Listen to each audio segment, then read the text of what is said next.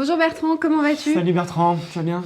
Est-ce que tu es en forme pour rentrer dans l'univers magique de MIF2 en lien avec la finance durable? Bonjour Moonshot, j'ai pas vraiment le choix en fait, mais je suis pressé de savoir en quoi ça consiste et comment ça s'intègre dans mon quotidien de CGP. Allons-y alors. À partir du 2 août 2022, on te demande 3 choses. La première chose, c'est de comprendre la réglementation MIF2 en lien avec la finance durable et d'être capable de l'expliquer à tes clients. La deuxième chose, c'est de poser des nouvelles questions à tes clients pour identifier leurs préférences en matière de durabilité. Donc ce sont des questions que tu pourras ajouter à ton test d'adéquation habituel. Et la troisième chose, c'est d'orienter tes conseils sur les produits financiers en fonction des réponses à tes clients. Voilà, exactement. Donc sur le papier, c'est pas trop dur, hein. Tu t'en conviendras, Bertrand. 1, il faut comprendre. 2, il faut poser des nouvelles questions.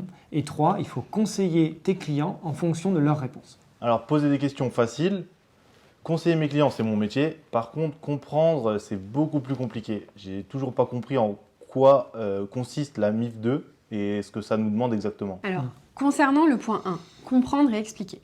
Si tu nous écoutes bien, tu vas savoir le faire naturellement. Voilà, donc écoute bien s'il te plaît. Exactement.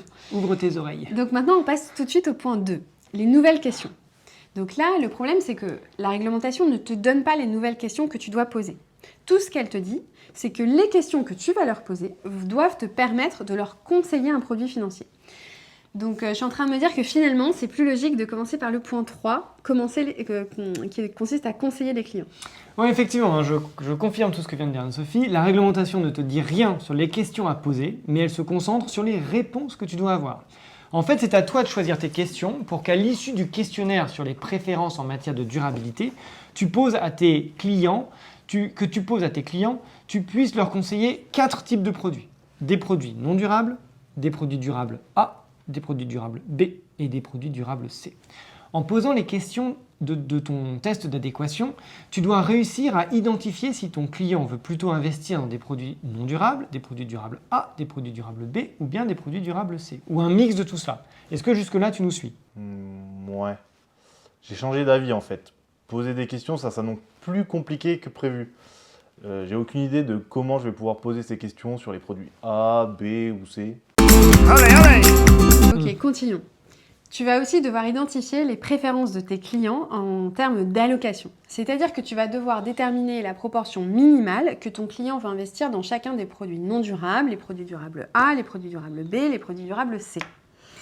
Donc par exemple, à la suite du questionnaire que tu vas poser à ton client, tu dois pouvoir identifier que ton client va investir, disons, 30% dans des produits non durables, 20% dans des produits durables A, 20% dans des produits durables B et donc 30% dans des produits durables C. Est-ce que c'est toujours bon pour toi? Oula, ça veut dire que c'est moi qui dois décider des produits que je vais lui proposer et de l'allocation en fonction de ce qu'il me répond? Ça commence vraiment à me faire peur, votre truc. Attends, détends-toi Bertrand, t'es pas plus bête qu'un autre, continuons. Alors, qu'est-ce que c'est que ces produits durables A, B et C? Alors, les produits durables A, ce sont des instruments financiers qui sont investis dans des investissements durables sur le plan environnemental, au sens de la réglementation taxonomie environnementale. Je comprends pas. Les produits durables B sont les instruments financiers qui sont investis dans des investissements durables au sens de la réglementation SFDR. Je comprends pas non plus. Et les produits C, ce sont des instruments financiers qui prennent en compte les principales incidences négatives sur les facteurs de durabilité. Sachant que les éléments qualitatifs ou quantitatifs qui démontrent cette prise en compte seront déterminés par le client, grâce, encore une fois, aux questions que tu vas leur poser. Toujours pas. Ça, c'est grosso modo, mot pour mot, ce qui est écrit dans la réglementation. Non mais là, je suis totalement perdu. Vous voulez pas parler en français, s'il vous plaît? Je comprends pas du tout vos notions de taxo machin, SFFR, je sais pas quoi. Ok, pas de problème. On va prendre une métaphore. Est-ce que tu aimes manger? Est-ce que tu aimes les restaurants? Ah, ça j'adore. Avec ma femme, en général, on se fait un resto par mois dès qu'on arrive à donner les gosses à ma belle-mère. Ok, super. On oublie la durabilité pour quelques minutes. Imagine que tu dois déterminer les préférences de tes clients non plus en matière de durabilité, mais les préférences de tes clients en matière alimentaire. Ouais, c'est une très bonne idée. Alors, c'est ça. Imagine que la réglementation te demande de déterminer les préférences de tes clients en matière alimentaire. Et imagine qu'en fonction des questions que tu vas poser à tes clients, tu dois leur conseiller non pas des produits financiers, mais des restaurants. Ouais, et si jamais tes clients ont des préférences alimentaires, imagine que la réglementation te demande de leur proposer 3 types de restaurants. Ça marche pour toi? Ouais, ça me parle. Je connais tous les restaurants de Paris. Je suis incollable. Ok, super. Donc le premier type de restaurant, c'est le type A. Ce sont des restaurants qui proposent de la nourriture bio. Ça, tu comprends. Parfait, là ça me parle. Ok, alors associe juste le mot bio avec nature, environnement, avec l'expression taxonomie environnementale et rien de plus à ce stade. Parfait, très clair. Ok, cool. Donc retiens bien, bio égale environnement égale taxonomie environnementale. Parfait. Le deuxième type de restaurant, donc le B, que tu dois proposer à tes clients s'ils ont des préférences en matière alimentaire, ce sont des restaurants qui proposent certains types de régimes. Par exemple, le régime végétarien, le régime hyperprotéiné, le régime sans sel, le régime anticellulite. Attends, il y a des régimes anticellulites? Bah bien sûr, il y a aussi les régimes détox, régime paléo, il y en a plein. Voilà, donc je pense que tu as compris. Si ton client aime bien certains régimes alimentaires, tu vas devoir lui trouver des restaurants qui proposent ces régimes. Donc associe le terme régime alimentaire avec SFDR. Et en plus, ça rime, alimentaire, SFDR. C'est bon, tu suis? Ouais, très clair. Donc produit A, c'est bio, donc taxonomie environnementale. Produit B, c'est régime alimentaire, donc SFDR. Et produit C, c'est quoi les produits C? Restaurant C, le troisième type de restaurant que tu dois proposer à ton client, s'il a cette préférence en matière alimentaire, ce sont des restaurants qui mettent certaines épices dans leurs plats. Donc la cannelle, le curcuma, gingembre, poivre, ce que tu veux.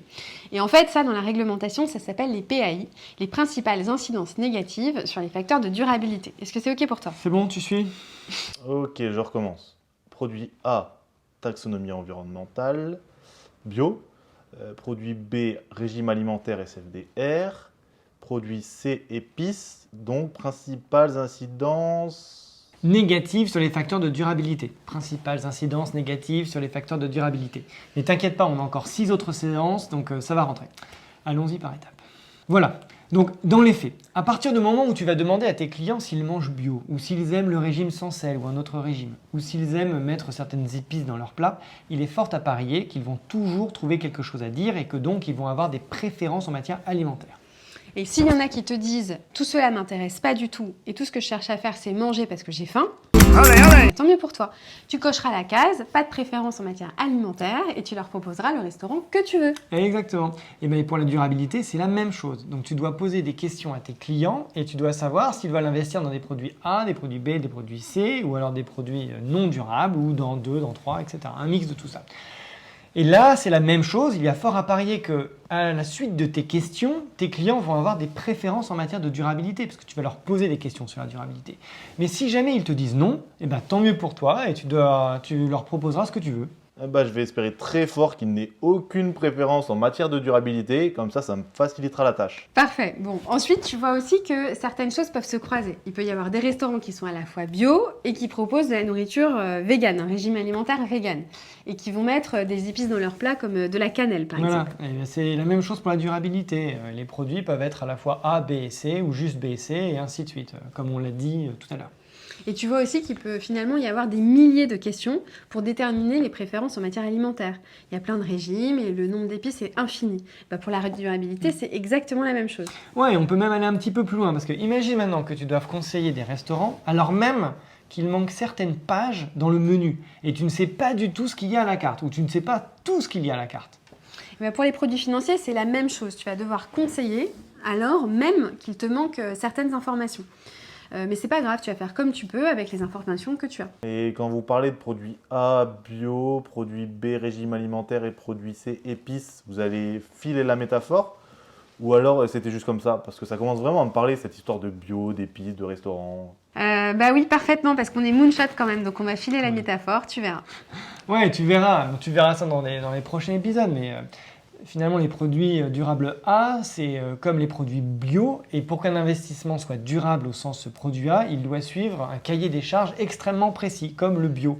Et ce cahier des charges, on le verra dans le prochain épisode, c'est le cahier des charges de la taxonomie environnementale. Exactement. Pour les produits durables B, donc comme pour un régime alimentaire, pour qu'un investissement soit durable, il faut qu'il appartienne à une certaine catégorie, à certains secteurs d'activité.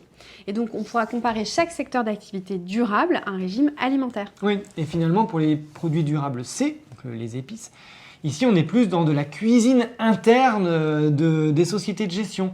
Et qu'est-ce qu'elles regardent exactement comme critères extra-financiers avant de faire investissement? Et chaque épice, ça sera comme un critère extra-financier. Donc la parité homme-femme, les différences de salaire homme-femme, mais aussi les quantités de déchets recyclés ou non recyclés, la quantité d'eau, les émissions de gaz à effet de serre, etc. Exactement.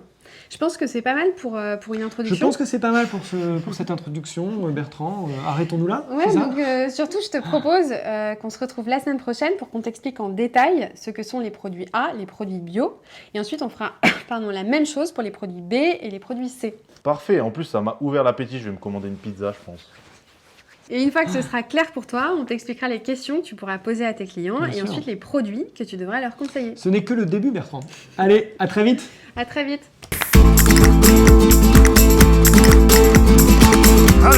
C'était le 2e épisode de la série Vie ma vie de CGP Green. Pour recevoir le prochain épisode, abonnez-vous à la chaîne.